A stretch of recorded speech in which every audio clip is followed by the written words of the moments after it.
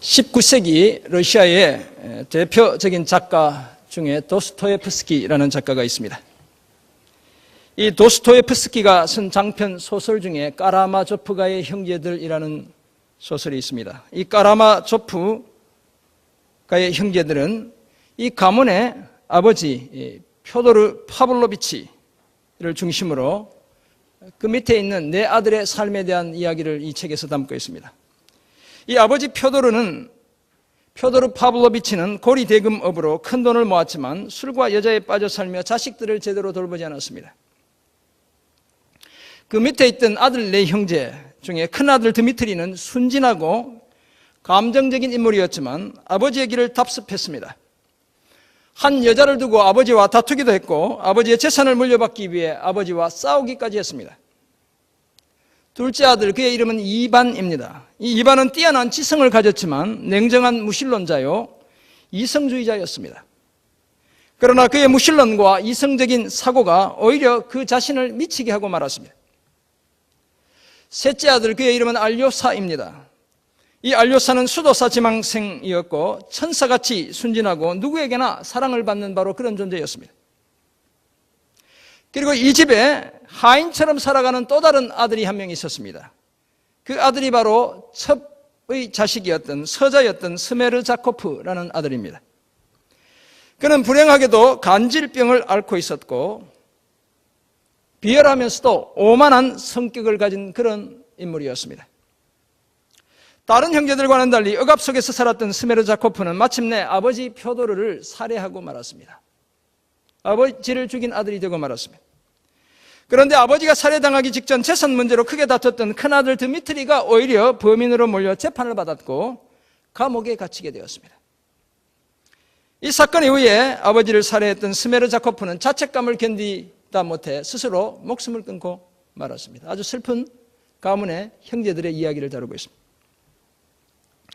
도스토옙스키는 이 소설을 통해 끊임없이 선과 악, 신앙과 이성, 유신론과 무신론의 긴장감을 고조시키고 있습니다.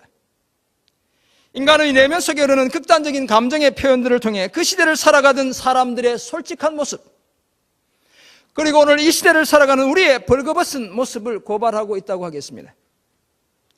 그리고 그런 모습 속에서도 사랑스러운 아들 알료사를 우리 모두가 본받아야 할 모델로 제시하고 있는 것입니다. 사랑하는 성도 여러분, 그런데 과연 우리는 어떤 사람입니까? 저와 여러분은 어떤 사람입니까? 날마다 거울을 통해 들여다보는 주관적인 내가 아니라, 내 안에 갇혀있는 내가 아니라 우리 주변의 사람들의 눈에 비치는 객관적인 나는 과연 어떤 사람입니까? 까라마조프 가문의 네 형제들처럼 함께 살아가는 우리의 믿음의 형제 자매들에게 과연 우리는 어떤 존재입니까? 정말 우리가 사랑스러운 존재일까요? 아니면 다시 보고 싶지 않은 거북한 존재일까요? 이것도 저것도 아니라면 아무런 주목도 받지 못하는 존재감 없는 그런 사람들은 혹시 아닐까요? 오늘 우리가 함께 묵상하는 골로새서 4장 7절에서 11절의 말씀은 그리스도 예수를 주로 영접한 우리 모두는 서로에 대해 사랑스럽고 믿음직한 동역자가 되어야 한다고 말씀합니다. 그래서 서로 위로가 되는 동역자로 주 안에서 함께 세워져 가야 한다고 말씀합니다. 밤하늘에 빛나는 별처럼 저마다의 아름다움을 간직한 우리 모두가 서로에게 그 아름다움의 빛을 비춰주는 그런 사람이 되어야 한다고 말씀합니다. 이와 같은 사실을 말씀하는 오늘 본문을 통해 우리는 사도 바울의 소중한 동역자 몇 사람을 만나게 됩니다. 먼저 로마에 갇혀있는 바울의 모든 형편과 위로의 마음을 골로새 교회에 전해준 사랑스러운 형제요 신실한 일꾼이었던 두기고입니다. 두 번째 인물은 도망친 노예였지만 예수님을 믿고 신실하고 사랑받는 형제가 된 오네시모라는 사람입니다. 그리고 끝으로 하나님의 나라를 위해 함께 수고하며 바울에게 큰 위로가 되었던 유대인 그리스도인들인 아리스타고, 마가 요한, 그리고 유스도입니다. 사도 바울이 이들의 이름을 아름다운 수식어를 곁들여 자신의 편지 끝부분에서 일일이 거명하고 있는 것은 자신의 그 복음 사역이 이제 거의 마무리되어가는 그 복음 사역이 동역자들의 헌신의 없이는 불가능했음을 웅변적으로 보여주고 있는 것입니다. 골로새서를 마무리하면서 사도 바울은 오늘 본문을 포함한 골로새서 4장 7절에서 18절을 통해 무려 10명에 이르는 자신의 동역자들의 이름을 일일이 열거하고 있습니다. 우리는 여기에 등장하는 인물들을 크게 6그룹으로 나누어 이번 주와 다음 주에 걸쳐 그 특징들을 살펴보게 될 것입니다. 이들의 특징을 살펴보며 하나님 나라와 그리스도의 몸된 교회를 위해 우리는 서로에게 어떤 사람이 되어야 하는지를 함께 생각해 보겠습니다. 왜냐하면 이들은 모두 이 시대에 저와 여러분의 삶의 모델로 제시되고 있기 때문에 그렇습니다. 오늘 본문에서 발견하는 사도 바울의 첫 번째 동역자는 사도 바울의 모든 형편을 골로새 교회에 전해준 사랑스러운 형제요 신실한 일꾼이었던 두기고입니다. 오늘 보면 7절, 8절에서 소개되는 두기고는 사도 바울이 쓴 편지를 직접 골로새 교회에 전해 주었던 그런 사람이죠. 사도행전 20장 4절에 따르면 이 두기고는 소아시아의 출신으로 주로 사도 바울의 소식을 전하는 전령의 역할을 담당했습니다. 지금의 터키 지방 출신이라는 것이죠. 바울은 지중해의 섬 그레데에서 사역하던 디도에게 편지를 보낼 때에도 두기고를 통해 그곳에 보냈습니다. 오늘 본문이 담겨있는 골로새서뿐만 아니라 에베소서도 이 두기고 편에 그 편지를 붙였습니다. 그래서 이 두기고는 에베소서 6장 21절 22절에서도 골로새서 4장 7절 8절과 비슷한 내용으로 소개되고 있습니다. 제가 봉독해 드립니다.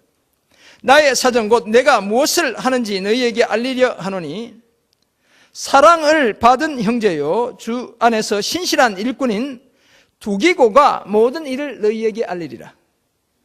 우리 사정을 알리고 또 너희 마음을 위로하기 위하여 내가 특별히 그를 너희에게 보내었노라. 오늘 보면 8절이 내가 그를 특별히 너희에게 보내는 것은 이렇게 말씀하고 있는데 에베소서 6장 22절에서도 특별히 내가 그를 너희에게 보낸다라고 말하고 있습니다. 로마의 감옥에 갇힌 사도 바울 주변에 많은 인물들이 있었지만 이처럼 두기고는 사도 바울에 의해 특별히 선택된 사람이었습니다. 자신의 마음과 자신이 처한 상황을 가장 잘 전달할 인물이 바로 두기고였기 때문입니다. 요즘처럼 비행기 타고 쑥 갔다 오면 되는 것도 아니고 배 타고 말 타고 마차 타고 걸어서 가서 편지를 제대로 전해줄 자신의 마음까지 제대로 전해줄 그 인물이 바로 두기고였다는 것입니다. 또한 교회의 성도들의 형편을 이해하고 저들을 적절하게 위로하는 그 일에 바울은 두기고만한 인물이 없다고 생각했습니다. 그래서 두기고를 특별히 선발해서 자신의 쓴 그 편지를 손에 들려 소아시아의 지역 교회들에게 보냈던 것입니다. 이 두기고에게 붙은 별명이 있습니다. 오늘 보면 7절에 기록하고 있죠. 뭡니까? 사랑스러운 형제, 신실한 일꾼, 주 안에서 함께 종이 된 자라는 별명이 붙고 있습니다. 언제나 사랑을 받는 형제였다는 것입니다. 충성되게 믿음직스럽게 한번 맡겨놓으면 끝까지 제대로 해내는 그런 복음의 일꾼이었다는 것입니다. 뿐만 아니라 사도 바울과 함께 기꺼이 그리스도의 종으로 자처하며 살아가는 바로 그런 사람이었다는 것입니다. 이 얼마나 아름다운 별명을 갖고 있는 사람이었습니까? 사랑하는 성도 여러분, 그렇다면 오늘 저와 여러분은 우리의 동역자들로부터 우리 교회의 성도님들로부터 어떤 사람으로 불려지길 원하십니까? 어떤 사람으로 우리는 불려지고 있는 것입니까? 정말 나를 대신해 누군가를 다른 곳에 보내야 할 때 그 사람이야말로 나의 마음과 형편을 가장 잘 이해하고 가장 잘 전달해 줄 사람이라고 생각이 드는 그런 사람이 저와 여러분 곁에 과연 있습니까? 그 반대로 저와 여러분은 다른 사람들의 필요를 잘 채워줄 수 있는 그런 사람들입니까? 저는 우리 모두가 서로를 향해 그런 사람들로 세워지길 간절히 소원합니다. 교회의 필요와 믿음의 형제자매들의 삶의 필요들을 가장 잘 채워주는 그런 인물들로 세워지길 거듭 소원합니다. 그저 있으나 마나한 존재가 아니라 우리 모두가 서로에게 반드시 필요한 존재가 되어 주님의 몸된 우리 교회를, 수원영광교회를 더욱 아름다운 공동체로 세워가는 저와 여러분 모두가 되시길 간절히 소원합니다.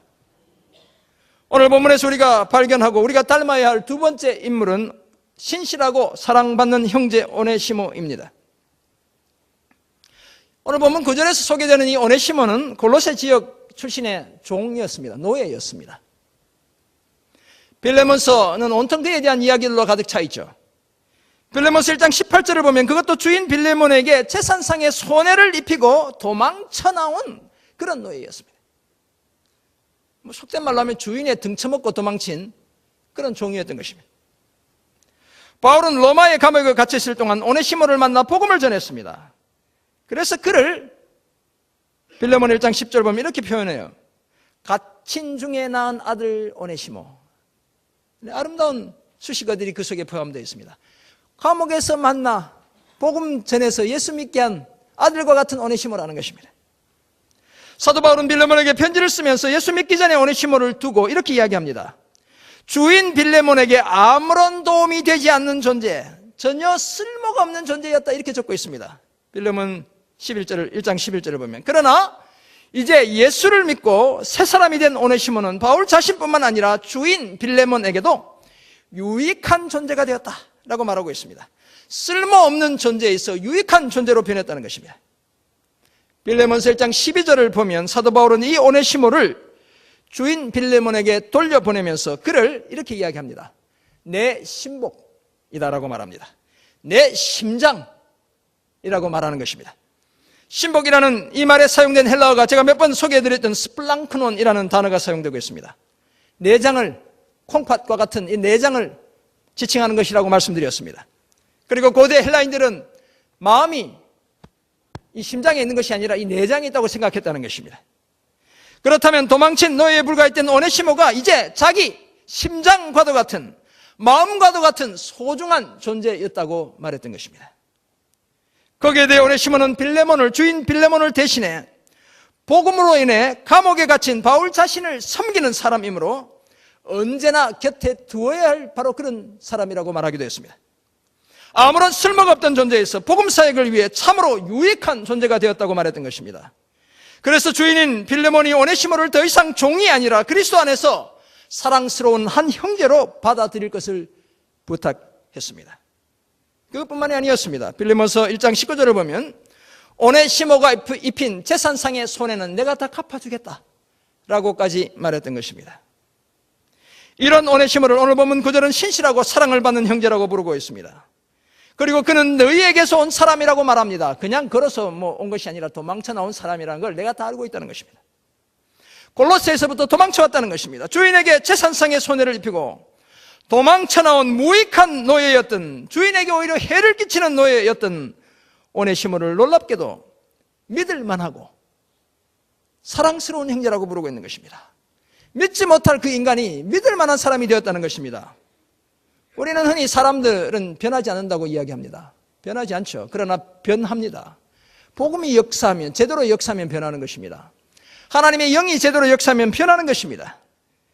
그런 그에게 바울은 자신의 소식을 전하는 전령으로서의 임무를 맡겨 두기고와 함께 그 오네시모의 출신지였던 골로새로 보내게 되었던 것입니다. 그리고 9절 끝부분을 보면 여기 일, 곧 로마의 소식을 다 알려줄 두 사람 중에 한 사람이 바로 오네시모다라고 곁들이기까지 하고 있는 것입니다. 사랑하는 성도 여러분, 우리 중에 누구라도 오네시모처럼 고의적인 잘못이나 아니면 의도하지 않았던 실수를 저지를 수 있습니다. 오네시모는 사실 고의적으로 주인의 돈을 훔쳐서 도망친 나쁜 노예였죠.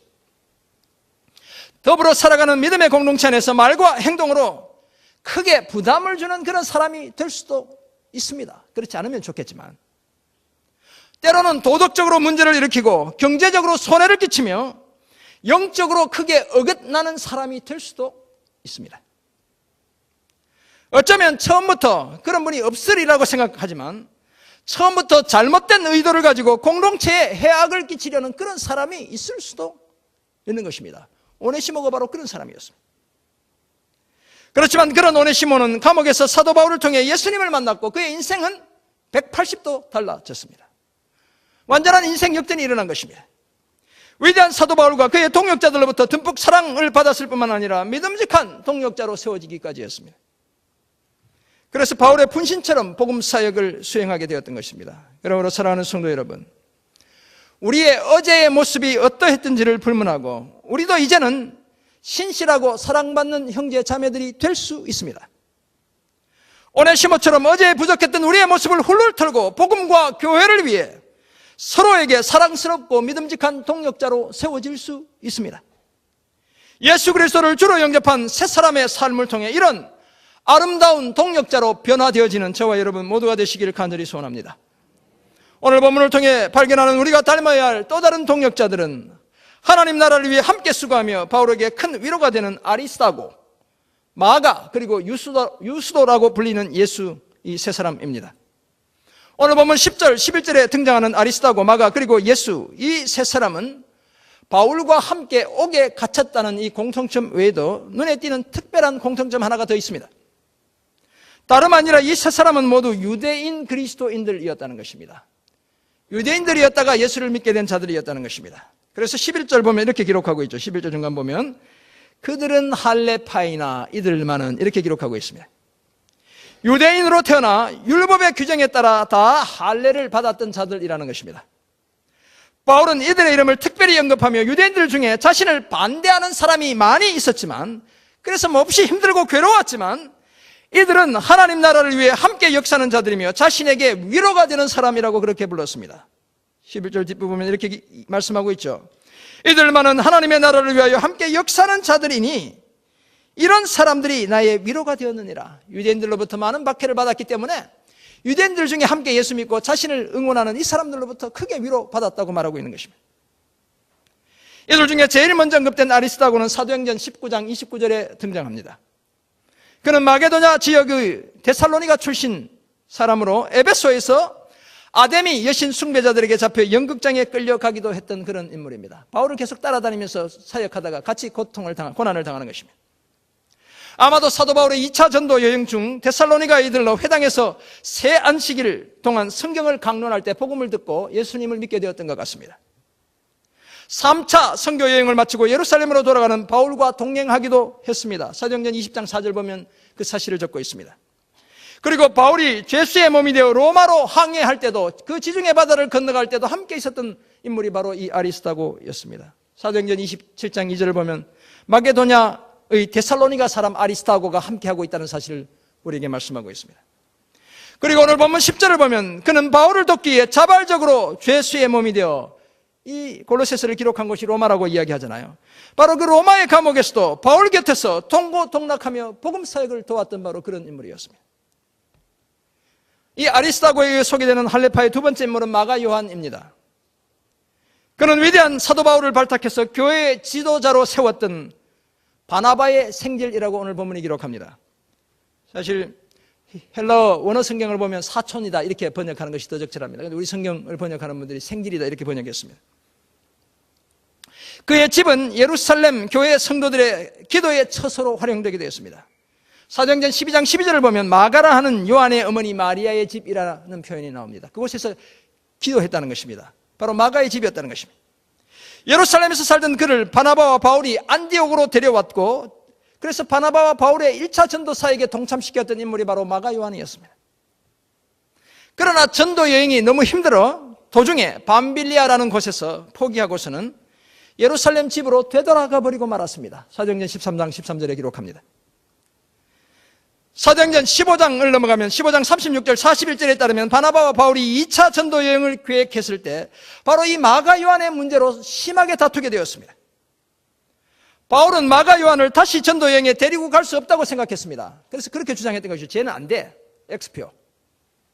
안 된다고 주장했습니다. 그러나 성품이 유순했던 바나바는 그래도 마가 요한을 데리고 가자고 주장했습니다. 한 번 더 기회를 주자는 것이었습니다. 그렇지만 서로 의견의 일치를 보지 못했고 서로 심하게 다투고 피차 갈라서기까지 하게 되었습니다. 이것이 하나님의 뜻이냐 그렇지 않느냐 마음이 이렇게 싸웠던 것 같아요. 바나바는 마가와 함께 구브로, 배를 타고 구브로로 전도 여행을 떠났고 바울은 실라라는 사람을 택해서 육로를 통해 소아시아 지역으로 전도를 떠나게 되었습니다. 이처럼 한때는 마가 요한이 범한 실수로 인해 그를 아주 엄격하게 사도 바울이 다루었습니다. 그러나 이제 사도 바울은 그를 하나님 나라를 위해 함께 수고하는 동력자로 부르고 있습니다. 더군다나 오늘 본문 보면 골로새 교회 성도들에게 그를 환영하며 맞이하라고 부탁하고 있습니다. 관로 안에 들어있는 내용이 바로 그것이죠. 이 마가에 대하여 너희가 명을 받았음에 그가 이르거든 영접하라 라고 이야기하고 있습니다. 웰커밍 하라는 것입니다. 영어 성경들이 그렇게 번역하고 있습니다. 따뜻하게 맞아주라는 것입니다. 디모데후서 4장 11절을 보면 사도 바울은 이 마가 요한에게 두기고와 같이 자신의 소식을 전하는 일을 맡기기도 했습니다. 그리고 디모데에게 에베소에 머물던 그를 데리고 함께 로마로 올 것을 부탁하고 있기도 합니다. 꼭 필요한 존재라는 것입니다. 내 곁에 두어야 할 존재가 마가 요한이라는 것입니다. 왜냐하면 이전에는 복음 사역에 전혀 도움이 되지 않는다고 생각했던 그였지만 이제는 자신의 사역에 큰 도움을 주는 그런 존재로 변해 있었기 때문이었습니다. 심지어 사도 베드로는 이 마가를 두고 뭐라고 부르고 있습니까? 베드로전서 5장 13절을 보면 마가 내 아들 이렇게 부르고 있는 것입니다. 그만큼 소중한 존재로 변했다는 것입니다. 그리고 많은 학자들이 이 마가 요한이 마가복음의 저자 마가일 것이다 라고 말합니다. 뿐만 아니라 오순절 성령이 임했던 그 자리도 마가 요한의 다락방이었을 것이다 라고까지 말하기도 하는 것입니다. 오늘 본문에서 소개되는 할레파 동역자의 세 번째 인물은 유스도라고도 불리는 예수라는 사람입니다. 예수라는 말과 유스도라는 말은 같은 말입니다. 다 여호수아, 구원자라는 히브리에서 온 것이죠. 유스도는 라틴어를 예수를 헬라어가 예수스인데 예수스를 라틴어로 번역한 것이 유스도인 것입니다. 이 예수라는 이름은 마리암이라는 이름과 함께 1세기 유대인들에게는 마치 우리에게 철수나 영희라는 이름처럼 흔한 남자 이름이었습니다. 우리 옛날 국어책에 바둑아 놀자, 철수야 놀자 이런 거 있었죠. 그렇게 흔해서 그 이름이 들어가 있는 거잖아요.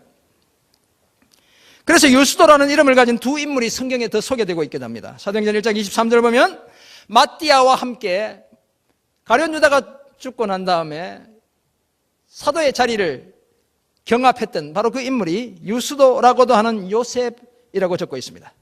그리고 사도행전 18장 7절을 보면 고린도에서 하나님을 경외하던 디도 유스도라는 사람을 소개하고 있습니다. 다 예수라는 이름을 가진 사람이었다는 것이죠. 아무튼 오늘 본문에 소개되는 그는 유대인 출신인 그도 사도 바울이 갇힌 감옥에 함께 갇혔고 하나님 나라를 위해 함께 역사하는 동역자요 큰 위로를 주는 동지 중에 한 명이었습니다. 이와 같은 할레파 동역자 세 사람에 대한 사도 바울의 평가가 오늘 본문 11절에 기록되어 있습니다. 하나님 나라를 위해 함께 역사하는 자들, 곧 하나님 나라를 위한 동역자들이고 자신에게 크게 위로가 되는 바로 그런 사람들이었다는 것입니다. 많은 유대인들이 자기를 박해하는데 이들만은 자기를 후원하는 든든한 후원자였다는 것입니다. 사랑하는 성도 여러분, 그런데 오늘 우리는 과연 서로에게 어떤 존재입니까? 저와 여러분은 옆에 앉아 계신 분에게 또는 앞뒤에 앉아 계신 분들에게 어떤 존재입니까? 서로를 바라보며 저 사람이야말로 함께 교회를 세워갈 동역자라는 생각이 드는 사람이 우리 주변에, 우리 안에 있습니까? 그 사람이 공동체 안에 있기 때문에 내가 큰 위로를 얻고 있다고 생각되는 그런 사람이 과연 있습니까? 한때의 갈등과 실수를 뒤로하고 이제는 복음사역에 너무나 유익한 존재라는 생각이 드는 그런 사람이 우리 공동체 안에, 우리 교회 안에 있습니까? 우리 안에도 서로를 바라보며 이런 생각이 드는 사람이 많아지길 간절히 소원합니다. 그저 험담하는 사람 말고 정말 서로 기대하고 위로가 되는 이런 사람들이 많아지길 간절히 소원합니다. 때로는 힘들어도 함께 하나님 나라와 교회를 섬기는 동역자들이 내 곁에 있다는 그 사실 때문에 서로 크게 위로와 격려를 얻게 되길 간절히 소원합니다.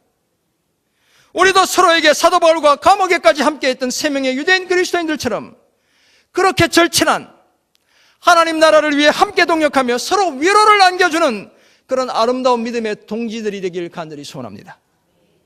그렇다면 이런 사실을 깨달은 우리는 이제 어떤 삶을 살아야 하는 것이겠습니까?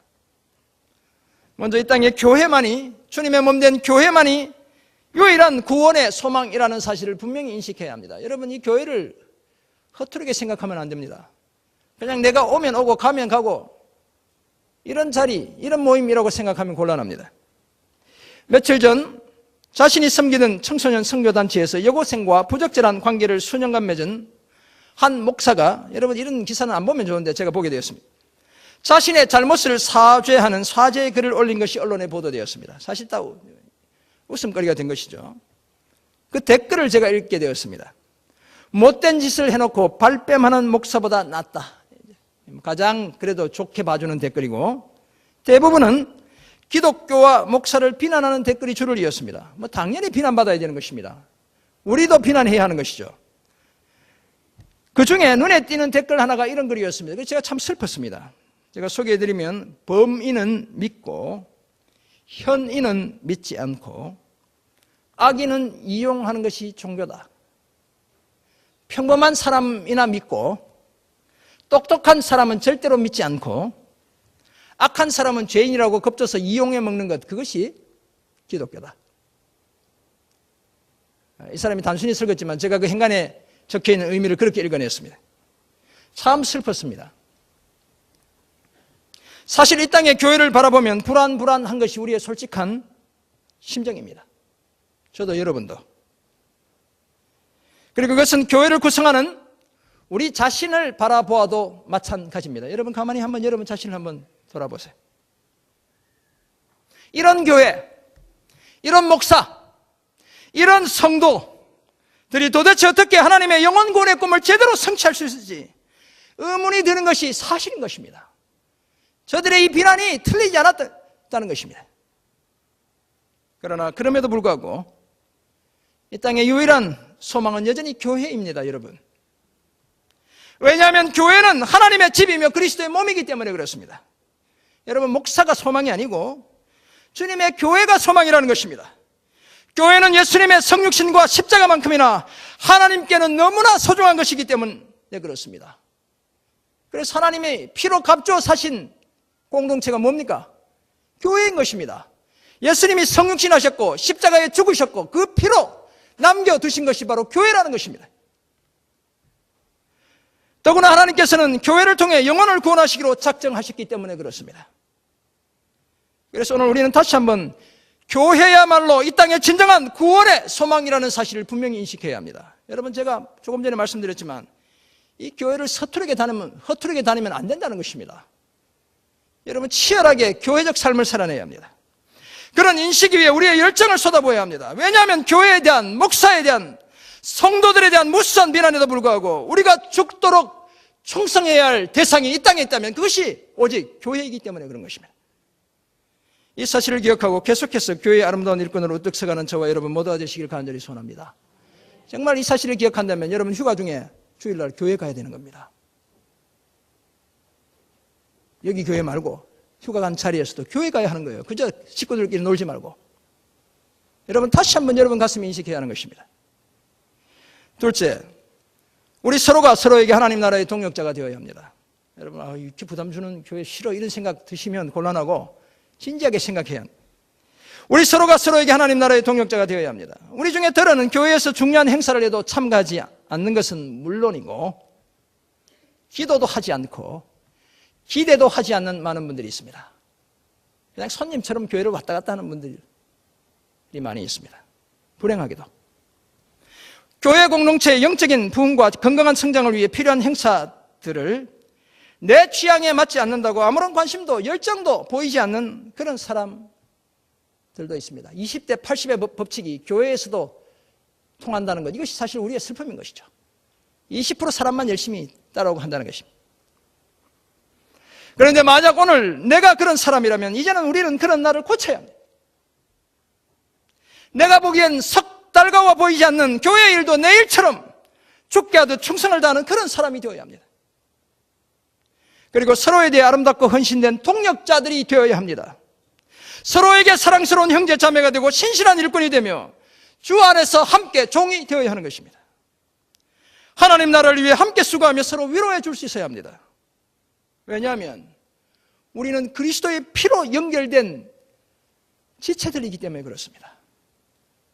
또한 그런 우리가 교회를 통한 영혼 구원이라는 하나님의 그 계획이 결코 실수나 실패가 아니라는 사실을 증명해낼 수 있기 때문에 그런 것입니다.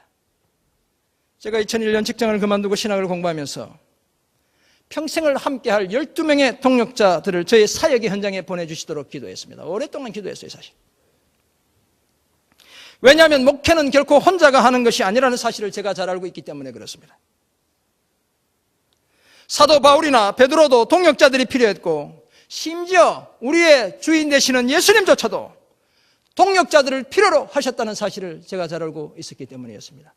예수님의 권능이면 다 믿어 하면 다 믿을 수 있는 거잖아요. 근데 사람들을 세워서 그 일을 하셨다는 사실을 제가 알고 있기 때문이었습니다. 그러므로 이제 성도님 여러분들을 저의 사역의 동역자로 초청합니다. 우리 교회의 일꾼으로 초청합니다. 우리 교회를 복음으로 세상을 변혁하는 교회, 가르치며 전파하며 치료하는 교회, 믿음의 역사, 사랑의 수고, 소망의 인내가 넘쳐나는 교회, 믿음의 본이 되며 믿음의 소문을 내는 교회, 다음 세대가 건강하게 준비되고 우리 모두가 명품 그리스도인들로, 명품만 찾지 말고 제발 명품 그리스도인들로 준비되는 그런 교회로 세워가는 일에 저와 여러분 모두를 초대합니다. 아멘이 약해. 1부부터 3부까지. 그래도 뭐 마음으로 따라오시겠죠. 서로의 마음을 헤아리는 진정한 동력자로 세워줘 우리 교회를 신앙교육의 중심지로, 영혼 구원의 방주로, 치료와 회복의 센터로 이 지역 가운데 우뚝 세워가는 저와 여러분 모두가 되길 간절히 소원합니다. 네, 커졌어. 네, 감사합니다. 제가 잘해야 되죠. 내년에 설교도 좀 더 이렇게 입체적으로 전달될 수 있도록 좀 준비를 할 생각입니다. 시스템도 좀 갖추고.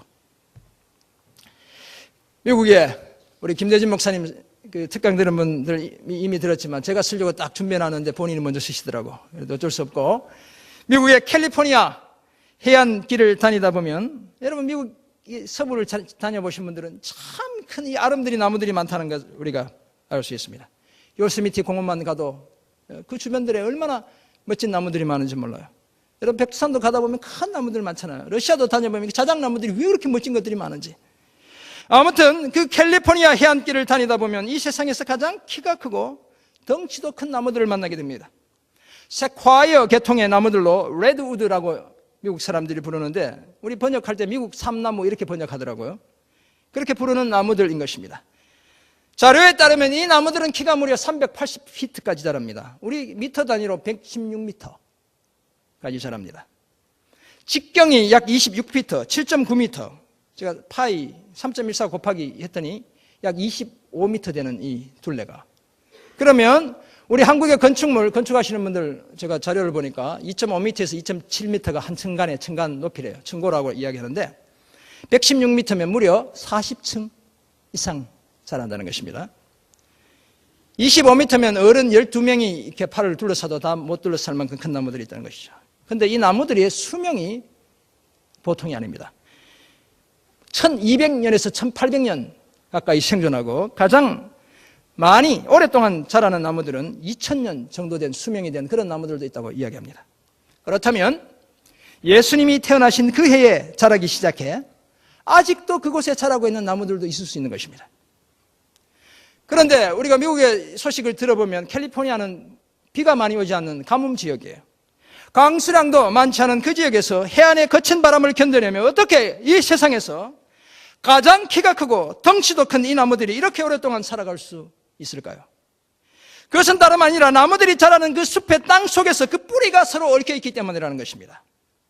그래서 적절한 수분과 영양분을 함께 공급받고 거친 바람에도 뿌리가 쉽게 뽑히지 않은 채 견고하게 오랫동안 그 자리에 서 있을 수 있다는 것입니다. 만약 뿌리가 서로 얽혀 있지 않다면 레드우드의 그 어마어마한 성장은 불가능한 것이라고 우리가 말할 수 있습니다.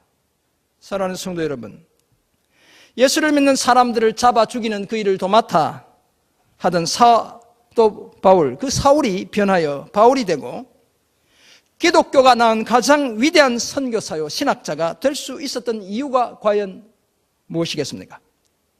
교회의 역사 속에서 선교에서나 신학에서나 그 누구도 넘을 수 없는 크고 높은 산봉우리로 우뚝 서게 된 그 이유가 과연 무엇이겠습니까? 그래서 학자들이 예수의 신학을 연구하는 것이 아니라 사도 바울의 신학을 연구한다니까요, 여러분. 그래서 논문을 쓰고 있잖아요. 물론 사도 바울 자신의 드라마와 같은 신앙체험, 다메섹 도상에서 주님을 만났던 그 경험, 젊어서부터 갈고 닦았던 그 놀라운 실력, 성실하고 치밀했던 삶의 태도, 거기에 대해 평생 독신으로 살았다는 이 요소들이 크게 작용했을 것입니다. 그러나 그에 못지않은 또 다른 중요한 요소 한 가지가 있었습니다. 그것이 바로 사도 바울 주변을 둘러싸고 있던 무수한 동역자들이었습니다. 서로 뿌리가 얽혀 있던 동역자들이 있었기 때문에 가능했습니다. 서로 마음이 통하는 동역자들, 같은 목표를 바라보며 함께 달려갈 수 있는 동역자들, 사랑스럽고 믿음직한 일꾼들이 무수히 바울 곁에 있었기 때문에 가능한 것이었습니다. 사랑하는 성도 여러분, 그런데 오늘 우리는 과연 서로에게 어떤 존재입니까? 저와 여러분은 서로에게 어떤 존재입니까? 까라마조프 가문의 형제들처럼 격한 감정을 표현하고 자기 색깔을 드러내기에 급급한 그런 사람들은 혹시 아닙니까? 저는 우리 모두가 그 가문의 유일한 희망이었던 사랑의 사람 엘료사처럼 세워지기를 간절히 소원합니다. 뿐만 아니라 오늘 바울의 편지 속의 두기고처럼 오네시모처럼 아리스다고와 마가와 예수 유수도처럼 그렇게 아름다운 동역자들로 세워지기를 간절히 소원합니다. 그런 우리를 통해 많은 불협화음에도 불구하고 이 땅의 진정한 소망이 그리스도의 몸된 교회라는 사실을 온 세상이 알게 되는 것입니다. 그러므로 서로에게 아름다운 동역자가 되어 주님의 몸된 교회가 세상의 유일한 소망임을 선포하는 이 일에 온전히 쓰임받는 저와 여러분 모두가 되시길 간절히 소원합니다.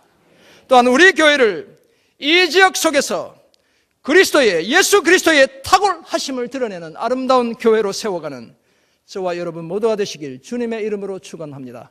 아멘. 기도하겠습니다. 하나님 아버지, 오늘 우리 모두가 서로에게 아름다운 동역자로, 사랑받는 형제로, 신실한 일꾼으로 주 안에서 함께 종된 자들 되게 도와 주옵소서. 그래서 주님을 높여드리고 주님의 탁월하심을 드러낼 뿐만 아니라 하나님, 비난 가운데 놓여 있는 이 땅의 교회가 주님 그래도 여전히 유일한 하나님의 구원의 희망이라는 사실을 세상 가운데 선포하며 달려가는 저희 모두 되게 도와 주옵소서. 하나님, 우리 교회를 통해, 우리 수원영광교회를 통해 이 일을 이루어 주옵소서. 감사드리며 살아계신 예수 그리스도의 이름으로 기도드립니다. 아멘.